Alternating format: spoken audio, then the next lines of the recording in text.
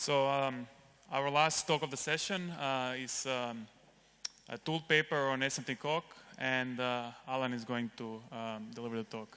Please go ahead. Yep, thank you. So I'm going to be talking about plugin for integrating SMT solvers into Coq, called SMTCoq. And this is joint work with Burak Ikisi, Untitled Chantal Keller, Guy Katz, Andrew Notes, and Clark Barrett. So the goal here is to increase the level of automation in Coq by bringing the power of SMT solvers while maintaining a high level of trustworthiness throughout the chain. And as a side effect, you get a certified Coq checker for SMT solver proofs almost for free when you try to achieve that. So it was mentioned before I think on Monday, that you can basically classify tools on the spectrum of whether they're expressive or automatic. I'm also adding here the cursor of whether they are trustworthy or if they provide great soundness guarantees. And so if you take a tool like Coq, a professional like Coq, then it's a very expressive tool. It gives you a great soundness guarantees because it has a small core. But on the other end, its automation is quite poor. Now if you look at an SMT solver like CVC4, it's fully automatic, but it's restrictive in what it can accept, so the expressiveness is limited. And the soundness, I mean, if you use a tool like that, you have to trust the whole tool, so that's 100,000 lines of C++. What we'd like is to sort of combine those two and have the best of both worlds. We're not going to be able to have the cursor the maximum on each of these axes, but we can do better. And so let's say you use SMTCoq now to check the proofs from an SMT solver like CVC4. Then you get better soundness guarantees because you're actually checking the output of your solver with Coq. If now you use SMTCoq inside Coq itself, then you're actually increasing the automation in Coq because you're actually using SMT solvers inside Coq. And that's the part we're going to focus in on this talk. So SMTCoq, the idea is, as a few bullet points, is to first dispatch Coq goals to a proof-producing SMT solver, and then get a proof certificate from this solver, which is then checked. And from this checking of the certificate, we construct a Coq theorem by reflection. Once you've done this, then you can benefit from all this. And this is the architecture for the tactic part, the plugin part of SMTCoq. So you start from a Coq goal. That's then through verification, you produce a formula that you can send to an SMT solver, which in turn gives you a proof witness, which is preprocessed into a certificate object for SMTCoq. At the same time, this verification gives you a formula that you send to the certified checker. And then the checker checks that the certificate is actually valid for the input formula. If you add the soundness theorem to this, then you can actually get a theorem out of this that you can send to Coq and have it type check the proof term. And Coq actually checked that this theorem is actually a proof term of the original goal. And if somehow you get a counterexample, then we can also show the counterexample to user. Something that's readable in Coq. So you can see here that all these boxes, they don't need to be trusted. And this is certified. So in this chain, there's no breach of trust. Nothing is trusted. And this is a zoom in on the checker part. So it's composed of a main checker that takes as input the formula and the certificate, and calls a bunch of small certified checkers. So there's almost one of them for each theory. For like CNF conversion, resolution chain, EUF, LIA. And because of this modular design, if you want to add new theories and new checkers, what you need to do is just plug in these new small checkers, new certified checkers. And we've recently added checkers for bit vectors and functional arrays.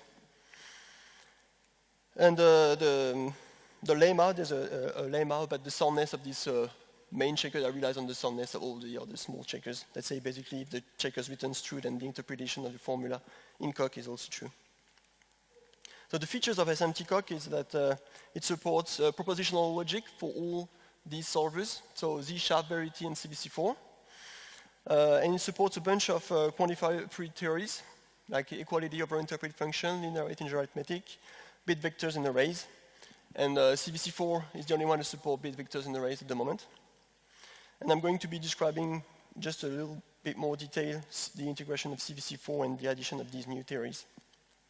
So if you want to add a new solver to SMTCoq, what you need to do is basically write a preprocessor for whatever is output, the proof output of your solver to SMTCoq certificate object. And that's what we've done for LFSC. So CVC4 produces proof in the LFSC format, which basically looks something like that. So it's essentially a proof tree in a variant of LF. And from this, you need to construct a SMTCoq certificate that looks like something like this. And this is doable and possible without too much effort, because essentially the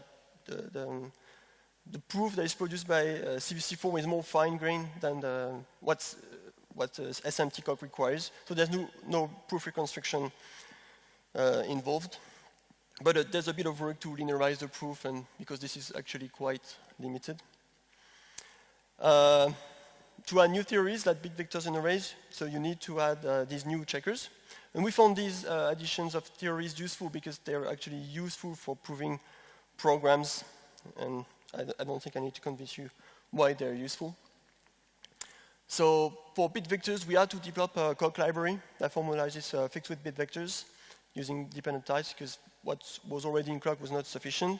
And this comes with a judgment for bit blasting. Let's say it's basically, for a term, what is this, the interpretation, the bit-level interpretation of it.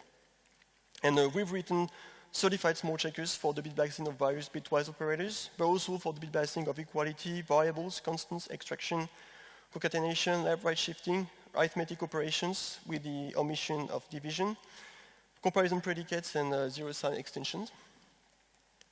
So we followed the same path for functional arrays, and because we were interested in the extensionality property that the SMT solver makes use of, then we had to develop a new library for these arrays. And this uses type classes to sort of add additional constraints on the type of keys and elements, essentially to enable a decidable extensional equality.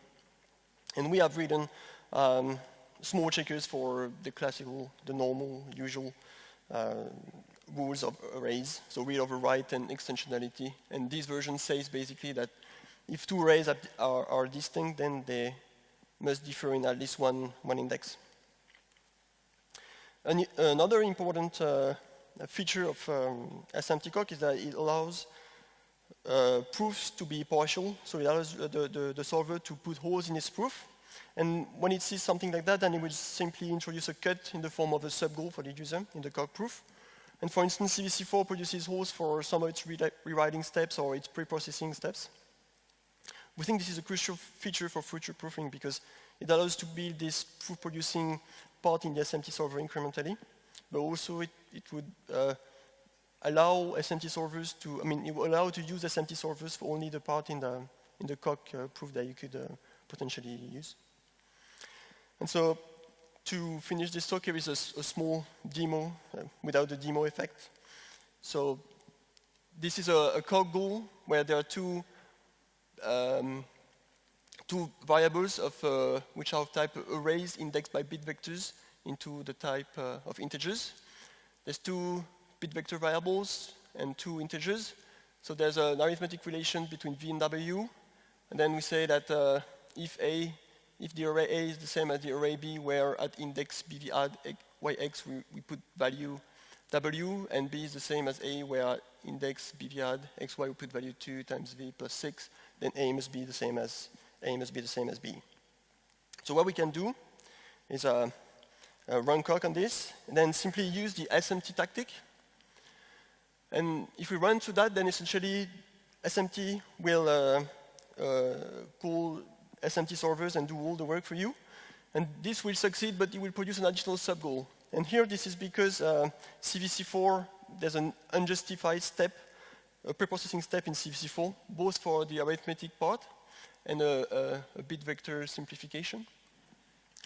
So you can fill in this hole by yourself. So you can put, say, I'm using commutativity of addition here to just fill in this hole. And then the rest can be done either by calling the SMT tactic again, or say by calling just Verity, because it doesn't support bit vectors and arrays, but this is solvable just by considering these function as uninterpreted. So it can actually solve the goal. And now we have no more sub-goals to solve, and we can, so this small square is the QED in CoQ, and can go through that, and we get an actual theorem that we can use later on in the development. So this is all I have. Please go to this website and try SMTCoq for yourself, and let us know how it works for you. Thank you.